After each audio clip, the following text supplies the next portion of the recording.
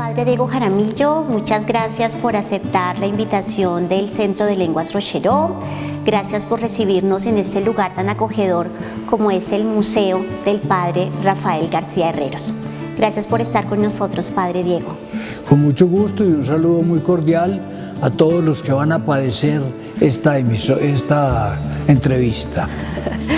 Bueno, Padre, la razón por la cual pedimos este espacio es para hablar de historia. Una historia que a nosotros como Centro de Lenguas Rocheró nos parece supremamente importante y pues la persona indicada para hacer esta historia pues sin duda es usted, Padre Diego Jaramillo. Bueno, me gusta mucho que hagamos la historia. Yo pertenezco a varias academias de historia, a la Bolivariana, soy presidente de la Santanderista, soy presidente de la Historia Eclesiástica de Bogotá, soy presidente de la Comisión Mutis, de manera que me gusta todo lo que es la historia, porque yo creo que la historia es la maestra de la vida. Y entonces, meditando lo que ha sido la historia, uno saca lecciones para vivirlas hoy. Total, Padre. Padre, quiero preguntar inicialmente, ¿quién fue Enrique Rocheró? El padre Enrique Rocheró fue un sacerdote francés. Él nació a finales del siglo XIX, en 1890. Estudió allá en Francia, y luego prestó su servicio militar y eso indica después consecuencias de ese servicio cuando estalló la Primera Guerra Mundial. Se ordenó en 1905, lo mandaron a trabajar aquí, llegó primero a Turbaco, Cartagena, después pasó a Pamplona, de Pamplona se fue a la Primera Guerra como combatiente, después de la guerra regresó a Pamplona y bueno, lo tuvimos de maestro y de personaje muy importante en la vida de los colombianos o de los feudistas, sobre todo de esa época que nos tocó vivir. Vale, Padre, Enrique Rocheró fue a la guerra, ¿verdad? Sí, el padre Enrique, como había prestado servicio militar, salió como reservista y entonces, cuando estalló la Guerra Mundial, el gobierno de Francia hizo un llamado a todos sus antiguos formados en el ejército francés a que fueran a defender la patria, y el padre Enrique, que era muy patriota, entonces sintió que ese llamado le competía a él y entonces interrumpió su labor aquí en Colombia, viajó a Francia y se incorporó al ejército francés. Vale. Padre, ¿por qué nuestro Centro de Lenguas lleva el nombre Rocheró? Bueno, el padre Enrique Rocheró, que te repito, era francés y que trabajó aquí en Colombia y que vivió aquí en los inicios del Minuto de Dios. El padre Enrique nos enseñó a todos, primero, sus lecciones de vida comprometida, de su heroísmo con la patria. Después nos enseñó que las lenguas son muy importantes. Él mismo, además de francés y de alemán que sabía también, pero también escribió la lengua tuneva de los indígenas colombianos, escribió la gramática, escribió el vocabulario y en alguna revista de ciencias se publicaron canciones tunevas traducidas al español por el padre Enrique. De manera que el padre Enrique tenía esa facilidad o ese interés por lenguas de otras culturas y entonces cuando el padre Rafael García Herreros quiso que aquí hubiera una escuela de idiomas para que los muchachos nuestros también tuvieran esa apertura a otras culturas y a otras maneras de pensar y de hablar, pues entonces se tomó el nombre de Enrique Rocheró como el ejemplo de un hombre comprometido en esa línea.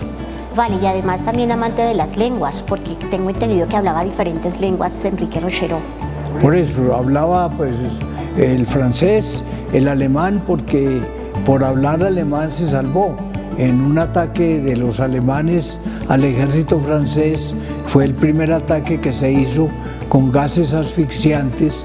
El padre Enrique, a quien había sido herido por una granada, estaba también ahí en ese primer ataque, tendido en el campo y muriéndose, y pasó un soldado alemán haciendo el reconocimiento de los heridos, y el padre Enrique le dijo en alemán: yo soy un sacerdote católico. Y dio la casualidad, la bendición de Dios, de que ese soldado alemán era un seminarista católico. Entonces el seminarista hizo recoger al padre Enrique, lo mandaron a un hospital y después de allá del hospital lo mandaron preso a un campo de concentración, donde el padre Enrique reunió a otros sacerdotes también prisioneros y a seminaristas. Entonces con los sacerdotes les sirvieron de profesores de un seminario y él organizó un seminario allá en la cárcel, en la prisión, y entonces que fue reconocido inclusive por Roma, y entonces tuvo muchos seminaristas, estudiantes de varias diócesis y comunidades religiosas, de manera que de ese muchos se ordenaron después de sacerdotes, hasta llegó a haber un obispo de los que fueron presos en esa época, y entonces el padre Enrique fue como el patrono de todos ellos, era el superior, como sacerdote superior del seminario, pero también como teniente de todos los soldados que estaban ahí presos. Padre, muy interesante todo lo que nos cuenta. De pronto nosotros en Uniminuto hemos escuchado el nombre Rocheró, pero no conocemos en detalle por qué se llamó Rocheró, quién fue el padre Rocheró. Entonces, pues sin duda todo lo que usted nos está contando nos refuerza también nuestra identidad como Centro de Lenguas Rocheró. Sí, el padre Enrique en Pamplona y después en Usaquén fue profesor del padre García Herreros. Y aunque propiamente no fue profesor mío, sin embargo yo lo conocí, lo visité muchas veces y realmente aprecié mucho su vida y su acción, su palabra, de manera, y me tocó pues presidir su entierro. Él vivía en el seminario de Usaquén, eso fue en 1967, y caminaba con 2 bastones, ya a causa de su edad, pero entonces subiendo unas escaleras se cayó, se fue para atrás y se partió el cráneo. ¿Qué los motivó? ¿Cuál fue la razón por la cual ustedes dijeron vamos a hacer este centro de lenguas y además que le vamos a colocar Rocheró? Bueno, los idiomas son muy importantes en la vida de una persona, y en esa época no solo por personas de otros países que venían de visita al minuto, sobre todo de habla inglesa o francesa. La comunidad nuestra es de origen francés y toda nuestra antigua formación se hizo con padres franceses. Ya no queda ninguno aquí en Colombia, pero ellos fueron nuestros profesores. A mí mismo me correspondió ir a estudiar a Francia, parte de mi especialización de teología, de manera que, bueno, conservo ese buen recuerdo. Y entonces, hablando con el padre Rafael, al padre creo que lo motivaba más en su momento toda la historia de los viajes interplanetarios, los viajes a la luna, los astronautas, y entonces él creía, como se hablaba con tanto entusiasmo en esa época de los primeros viajes al espacio, entonces el padre soñaba con que muchachos de estos se prepararan para un futuro que les estaría reservado posiblemente, y entonces quería que aprendieran inglés, que se familiarizaran con las ciencias naturales, y entonces ese fue como el origen de lo que en esa época llamábamos Academia Rocheró, es decir, era como una escuela de lenguas, pero era también como una escuela de ciencias modernas, donde los muchachos se abrieran horizontes ante lo que podría ser la ciencia actual. Todavía no existía aquí la universidad, de manera que eran muchachos de colegio que querían salir adelante, o que el padre pensaba ofrecerles posibilidades. El padre hablaba ya también de la universidad, pero no veíamos cómo poder realizarla, porque se hicieron muchos diálogos, buscando apoyos y buscando caminos para hacer la universidad, pero todavía no encontrábamos el camino exacto. Y entonces fue en esa época cuando surgió la Academia Rocheró. O sea, padre, que según esto fue primero la Escuela de Lenguas Rocheró y luego estuvo la universidad. Por supuesto, primero fue la Academia Rocheró y entonces ahí se hablaba ante todo del inglés, del francés, sobre todo las ciencias naturales, la astronáutica o los viajes interplanetarios. Pero se soñaba con tener una universidad, únicamente que aunque la idea de la universidad también creo podría haber sido más antigua, pero la realización fue primero de la academia que de la universidad.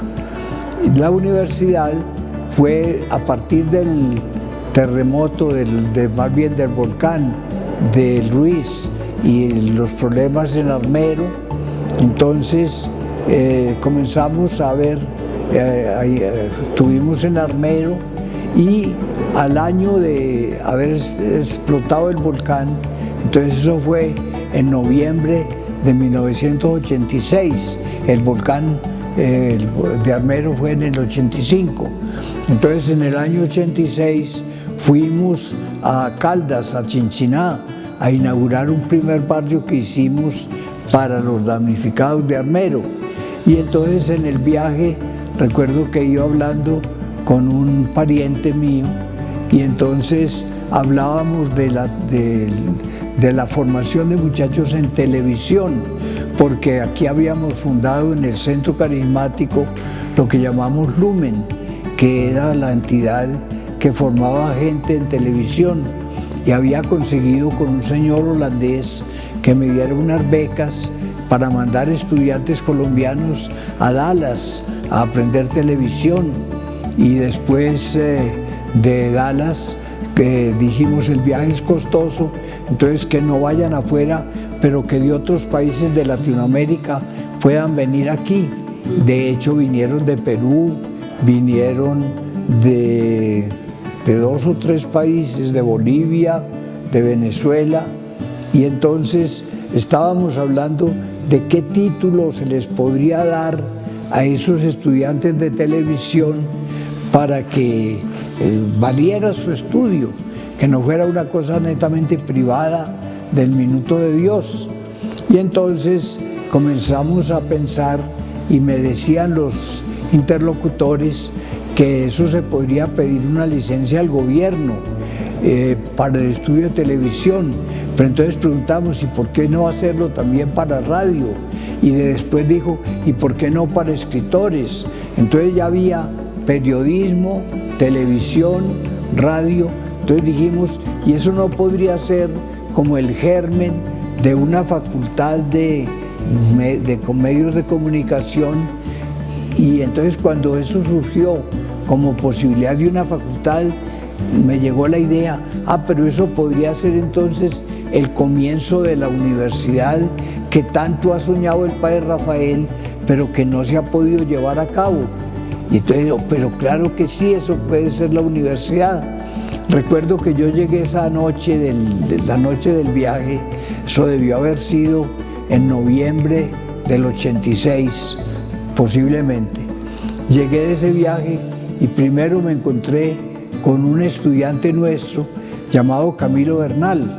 Camilo había sido estudiante de la Universidad de los Andes, había terminado su estudio en sistemas, en ingeniería de sistemas y también en matemáticas, y bueno, estaba aquí en las casas comunitarias y se preparaba para ir a la Javeriana, porque ya había ido a Francia a estudiar un año de robótica y entonces se preparaba para hacer su estudio en la Javeriana, donde les pedí que estudiaran para que sacaran su grado y se preparaban para el sacerdocio. Entonces le pedí a Camilo que me hiciera un proyecto para mandarlo a Holanda a ver si allá me ayudaban a hacer la universidad. Y luego entonces dije, entonces me fui donde el padre García Herreros Eso fue ya no esa noche, sino al otro día temprano. Y le dije, padre, esa universidad con que usted ha soñado va a ser una realidad. Estoy escribiendo a Holanda a ver si nos ayudan económicamente, y si nos ayudan, pues ya resolvimos un problema. Entonces, padre, póngale otra vez entusiasmo. Entonces el padre comenzó otra vez a hablar de la universidad. Yo escribí la carta a Holanda, y como a los 15 o 20 días me llegó respuesta del señor Piet Dersen, en que me decía que apoyaba el proyecto de universidad que estábamos haciendo, y que para que lo lleváramos a cabo me mandaba como un primer aporte $75,000. Entonces ya con $75,000 fuimos donde el gerente de la Corporación Minuto de Dios y le pedimos que designara a uno de los arquitectos para que comenzara a hacer el plano de la universidad, y fue el doctor Alberto Soler, el primer arquitecto que comenzó a soñar ahí en lo que hoy es el edificio de la universidad. Recuerdo que en esos días pasaba yo por la plaza con el padre Rafael y estábamos hablando de la universidad futura, porque ese lote era del Minuto de Dios. El lote donde está el edificio no era de la universidad, era de la Corporación Minuto de Dios, que lo cedió para que se hiciera la universidad. Y entonces yo le dije al padre, ¿cuántos alumnos cree que podemos tener? Y él me dijo, yo creo que por ahí unos 15 o 20,000. Y ya después, cuando llegamos a 120,000, fue otro mundo. Total. Bueno, todo eso te cuento de los orígenes. Pues padre, muchísimas gracias por recrearnos. Cada vez que usted hablaba yo me estaba imaginando pasando por la plaza, haciendo la carta, hablando con el padre, en donde pues sin duda son aspectos que no conocíamos, y pues qué bueno, padre, que nos cuente todo eso. Así fue, bendito sea Dios. Y por supuesto que la universidad al principio no era sino una primera parte, lo que está como al entrar a una universidad a la mano izquierda. Sí. Todo lo que llaman ahora edificio San Juan Eudes u otros edificios no existían, sino solo lo que llamamos García Herreros. Bueno, padre, pues sin duda cuando lo escuchamos nos regresamos algunos años, y qué bonito ver a hoy todo ese progreso y ese crecimiento que ha tenido tanto el Centro de Lenguas como la universidad. Quiero preguntar ahora, padre, ¿cómo los recibió la comunidad con esa brillante idea de crear ese Centro de Lenguas Roccheró, que, como usted lo menciona, pues estuvo combinado con el interés para que los jóvenes o las personas de la comunidad aprendieran una lengua extranjera, pero también ligado con lo que se vivía en el momento, de ir al espacio, de ir a la luna, de todas este tipo de cosas? ¿Cómo recibió la idea la comunidad? Bueno, entiendo por comunidad la comunidad Minuto de Dios, es decir, la gente que vivía aquí en el barrio Minuto de Dios. Yo creo que la recibieron bien. No tengo así un dato muy concreto para poder decirlo, pero recuerdo que había muchachos como el que ahora es médico, Gonzalo Acuña, como Carlos Guarín, que estudió química, me parece, etcétera, que era el grupo que andaba más con el padre Rafael, y entonces ellos como que recibieron esa posibilidad, no solo como porque ya tal vez algunos comenzaban a estudiar su universidad, pero yo recuerdo que en el jardín que llamamos ahora García Herreros, que era el jardín que queda allá cerca donde está la casa cural, y esos árboles los sembró el padre Rafael con ayuda de las personas de la tercera edad. Entonces, para que ellos tuvieran algo que hacer, el padre los invitaba los sábados por la mañana a que vinieran con él y sembraran árboles. Entonces, allá en ese jardín se fue construyendo un kiosco que tiene los muros de vidrio, tal vez lo recuerdas, es como un aula campestre. Y entonces en esa aula el padre proponía que allá fuera donde comenzara la Academia Roccheró, la Academia de Lenguas, pero yo creo que realmente no comenzó, alguna que otra clase, pero no fue allá donde se fue situando, sino que se fue situando en aulas del colegio o en otros salones del Minuto de Dios. Sin embargo, entonces, pues la comunidad fue recibiendo eso como una posibilidad para sus jóvenes, pero luego entonces brotó la idea de la universidad. Entonces ya eso fue otra cosa mucho más amplia, se abrió el horizonte, ya la gente del Minuto de Dios veía que sus hijos podrían estudiar acá en un centro universitario. Cuando se comenzó pues a hablar del problema, del proyecto, por supuesto que entre comenzar a hablar del proyecto y tener la realización concreta fueron 5 años. De manera que tampoco fue una varita mágica que nos permitiera de una vez soñar y tener todas las cosas ya realizadas. Pero bueno, el principio tienen las cosas. Y entonces así fuimos soñando. Ahora, cuando se puso el nombre de Enrique Roccheró, pues el padre Enrique, que había muerto en 1967, tenía el recuerdo de algunos nuestros y de algunos del Minuto, porque él era de los sacerdotes que primero vino a ayudarle al padre Rafael con algunas eucaristías. La primera Eucaristía que se celebró en el Minuto de Dios la celebré yo, el 12 de octubre de 1958. Yo me ordené de sacerdote el 17 de agosto de 1968. Y entonces el padre García Herrero fue mi padrino de ordenación. La primera Eucaristía la celebré, la primera después de haberme ordenado. La celebré en una iglesia que hay en el centro de Bogotá que llama María Reina o Nuestra Señora de Fátima. Es en la calle 22D con la carrera 17. Allá vivía el padre García Herreros en la casa cural de esa iglesia. Entonces yo celebré allá mi primera misa, ya personalizada, pues fuera de la ordenación.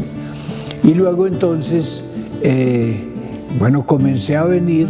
Yo venía los domingos a ayudar al padre. Aquí se estaban construyendo casas. Primero se habían construido casas cerca donde hoy está el hospital militar, que eso es en la calle 50 con la carrera tercera, más o menos. Entonces allá había habido un barrio de tugurios y el padre Rafael, un día que pasó por ahí cerca, se entró a uno de esos tugurios, saludó a un hombre que estaba ahí recostado en un camastro y le dijo que por qué no pintaban ese tugurio de blanco para que se viera mejor. El hombre dijo que no tenía plata. El padre le dijo, bueno, yo le podía dar con qué comprar la pintura. El hombre dijo que él no sabía pintar. El padre le dijo que él podía llevarle un grupo de personas que lo pintaran. El hombre dijo que no, porque eso pintado quedaba muy frío. El padre le dijo que él le podía conseguir hospedaje durante varios días mientras la pintura se secaba. Y así objeción tras objeción que el padre fue resolviéndole hasta que el hombre dijo, venga pues y lo pinta.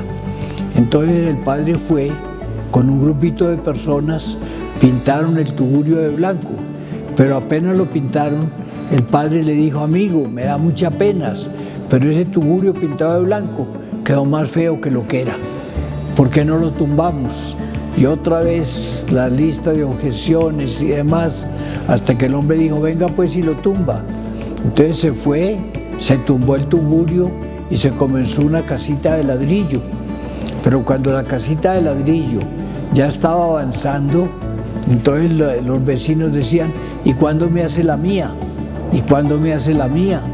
Y entonces así se comenzaron a hacer una tras otra, y entonces cuando iban como 8 o 10, llegó una carta que decía, padre, lo que usted quiere es muy bueno, pero le pido interrumpa, porque ustedes están construyendo en un terreno que me pertenece a mí y me van a poner un problema con todas esas construcciones. Entonces el padre pidió excusas, pidió excusas por televisión también, porque él contaba por la tele que es lo que se estaba haciendo, y bueno, se acabó el barrio allá. Pero entonces un señor de apellido Restrepo Barco llamó al padre y le dijo: como usted no puede construir allá más casas, entonces yo le regalo una fanegada de terreno que tengo en un municipio vecino a Bogotá, que se llama Engativá. Era esto. Y entonces regaló aquí la primera fanegada de terreno, el señor Restrepo Barco. Y entonces el señor Antonio Maldonado, cuando supo eso, compró otra fanegada de terreno y también se la regaló al padre. De manera que ya aquí tuvimos 2 fanegadas y así comenzó el barrio Minuto de Dios. Y entonces se comenzó a construir el barrio, pero entonces los propietarios de todo el resto de terreno que constituye el barrio le dijeron al padre que le vendían esas fanegadas por 100.000 pesos. El padre dijo que ojalá pudiera hacerlo, que él no tenía esa plata, pero que si alguien le prestaba ese dinero, él tal vez pensaba que en 2 años podría recoger con qué pagarlo, que si alguien se le quería prestar por 2 años, con tal de que fuera sin intereses, porque no tenía cómo pagarlos. Y entonces se vinieron de Medellín 3 familias judías, el señor Rabinovich, el señor Mankiewicz y el señor Farberov, y trajeron los 100.000 pesos. Y le dijeron al padre: usted pidió que le prestaran 100.000 pesos, aquí los tiene, pero no es un préstamo, es un regalo que le tenemos porque nosotros hemos hecho nuestra fortuna aquí en Colombia y a través de usted y de lo que hace para el país, le queremos devolver a Colombia algo de lo que el país nos ha dado. Entonces le regalaron y entonces con eso se compró todo este terreno del barrio Minuto de Dios. Lo del Morisco, que es allá, en los últimos sectores que hay en el barrio, eso se compraron 3 años después, cuando se estaban preparando para el Congreso Eucarístico, que la gente que estaba preparando el Congreso le dijeron al padre que hiciera un barrio para que los peregrinos del Congreso tuvieran donde hospedarse durante el Congreso Eucarístico, pero que al terminar el Congreso, pues desocupaban las casas y eso servía para la gente. Y con eso se construyó el Morisco.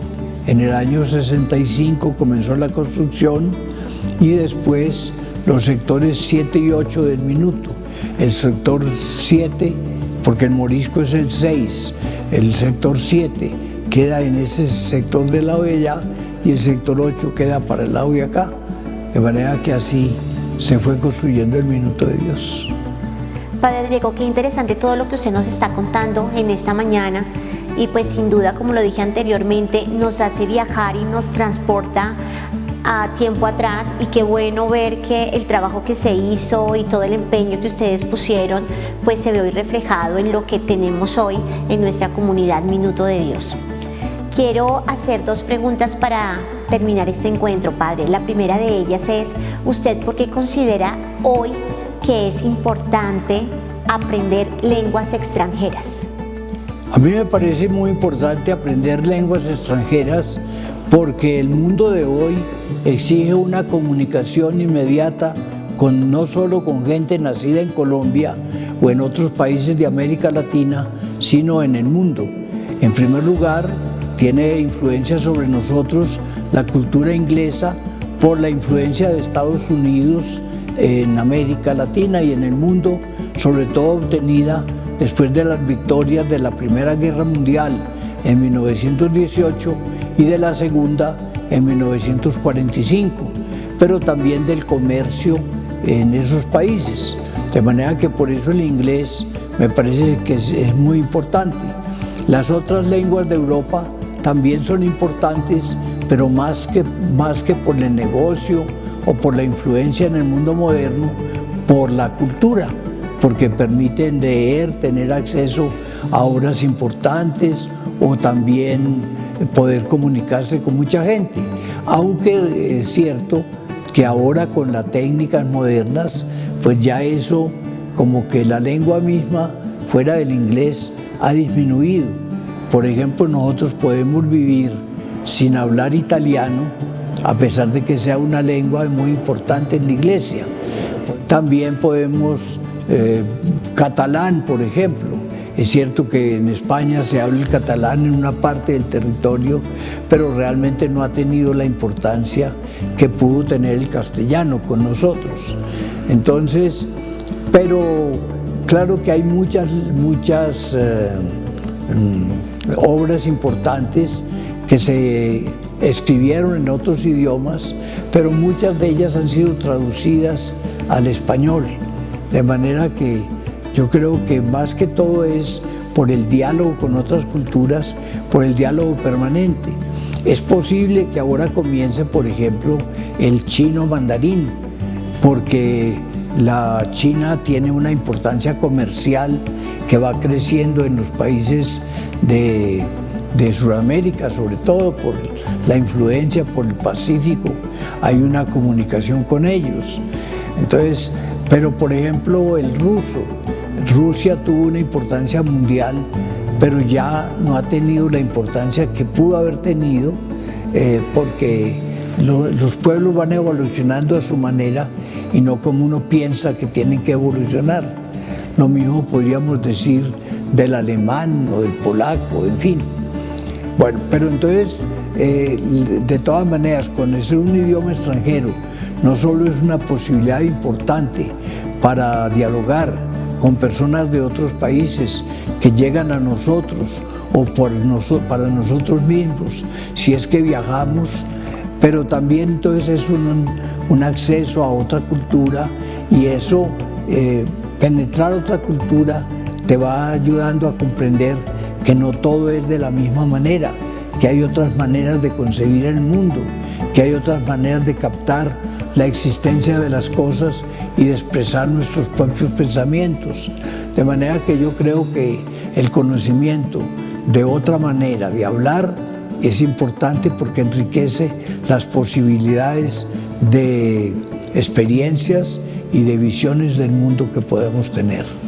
Padre, lo que usted acaba de decir es muy importante porque digamos que es cambiar la concepción de que aprender una lengua extranjera es solamente la parte lingüística.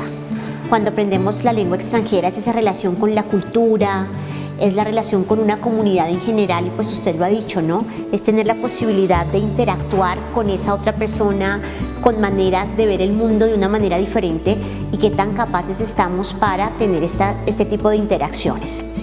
Y Padre, ¿por qué estudiar lenguas extranjeras en nuestro Centro de Lenguas de Uniminuto? Porque el Minuto de Dios es una mirada a todo el mundo. El Minuto de Dios no es una pequeña experiencia de resolver el problema de la vivienda o de resolver un título de bachillerato y ya está.